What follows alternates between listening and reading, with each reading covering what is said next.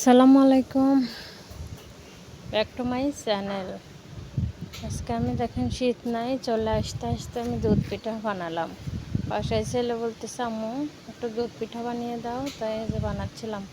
তবে ভালোই লেগেছে। এই যে আসলে যাদের এগুলো নাই তারা রুটি বানানো এগুলোর উপর দিলেও হবে।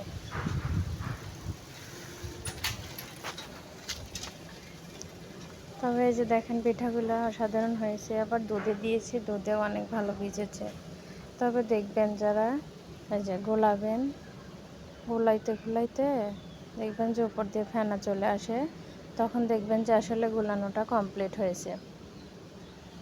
এই যেভাবে গোলাইবেন অনেক সুন্দর হবে। যারা অনেকেই আছে কিনে খায়, দুধ জাল করে রেখে আর বাজার থেকে কিনে এনে দেয়, কিন্তু আমি তা করি নাই, আমি নিজে নিজেই বানিয়েছিলাম।